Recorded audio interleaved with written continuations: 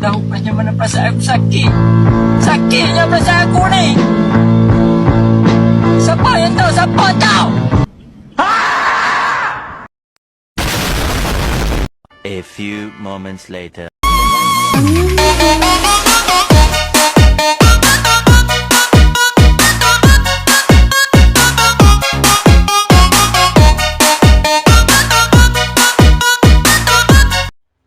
Assalamualaikum warahmatullahi wabarakatuh. Perkenalkan, nama saya Yani Saputra dari Program Studi Pendidikan Sejarah Universitas Muhammadiyah Rangkas Bitung. Nah, kali ini saya akan menjawab beberapa pertanyaan dari mata kuliah strategi berbasis hibrid dengan dosen pengampu Nugroho Wahyuningram SPD. Langsung saja yang pertama, jelaskan konsep hybrid learning dan implementasi dalam pembelajaran. Sebutkan kelebihan dan kekurangan hybrid learning dibandingkan metode pembelajaran tradisional. Konsep hybrid learning ini adalah metode pembelajaran yang dimana menggabungkan pembelajaran tatap muka juga bisa dengan pembelajaran online dengan menciptakan pengalaman belajar yang fleksibel dan profesional. Nah, kelebihan hybrid learning ini yang pertama ada fleksibilitas dan juga kustomisasi pembelajaran dan juga efisiensi waktu. Nah, fleksibilitas ini adalah siswa dapat mengakses materi kapan saja dan di mana saja. Efisiensi waktu atau pembelajaran daring dapat mengurangi waktu perjalanan ke sekolah dan juga peningkatan teknologi. Siswa dan guru terbiasa menggunakan teknologi dalam pembelajaran dan juga ada kekurangan hybrid learning. Yang pertama itu ketergantungan pada teknologi. Nah, diperlukan perangkat dan akses internet yang memadai. Sedangkan ada juga misalkan ada siswa yang ada di pelosok atau di desa. Nah, kan di desa ini banyak yang nggak ada akses internet atau jaringan. Nah, itu juga bisa mengurangi membuka si hybrid learning ini. Selain itu juga ada kurangnya interaksi sosial atau potensi berkurangnya interaksi langsung antara siswa dan guru. Contoh strategi media pembelajaran hibrid. Nah, contohnya ini untuk mata pelajaran misalkan matematika, guru dapat menggunakan tatap muka, penjelasan konsep dasar di kelas, dan juga media online seperti video pembelajaran di YouTube dan latihan soal interaktif, dan juga bisa diskusi atau di forum di Google Classroom untuk diskusi sosial. Nah, komponen utama media pembelajaran hibrid ini yang pertama itu ada konten digital atau video, bisa video atau presentasi. Nah, dan juga platform pembelajaran. Platform pembelajaran ini atau media Google Classroom atau Microsoft dan juga interaksi siswa guru atau forum diskusi atau video call. Nah, fungsi komponen ini yang pertama itu konten digital menyediakan bahan ajaran yang mudah diakses dan juga platform pembelajaran.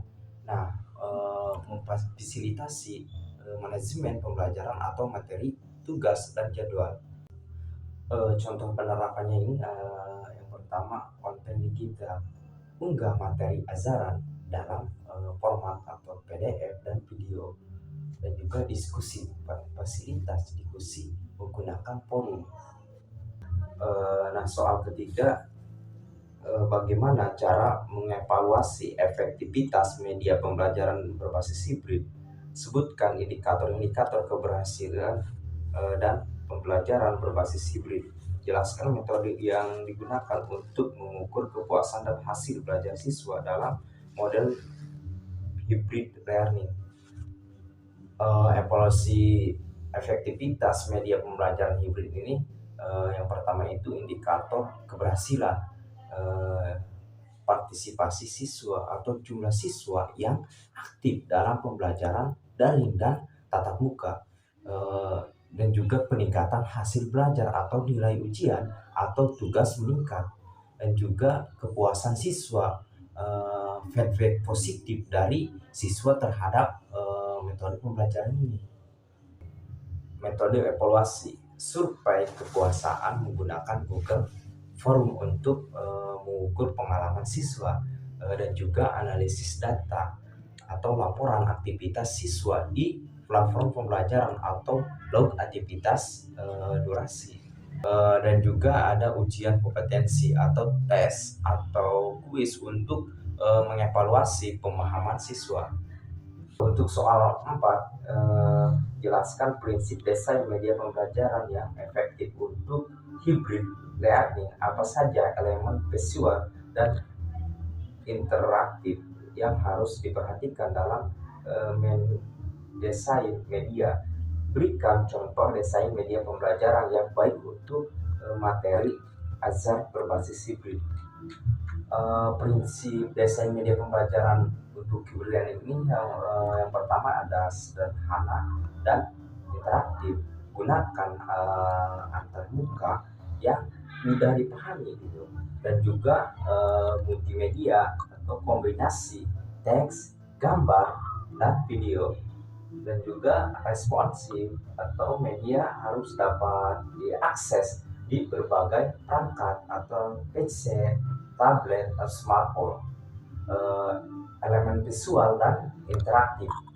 Nah, pertama itu ada warna kontras atau membantu visualisasi atau konten, dan juga navigasi mudah atau menu yang jelas untuk akses cepat, dan juga interaktif atau tambahan kuis atau simulasi, dan juga contoh desain untuk IPA atau sains buat modul interaktif dengan video eksperimen sains, simulasi interaktif menggunakan PH8 atau Interactive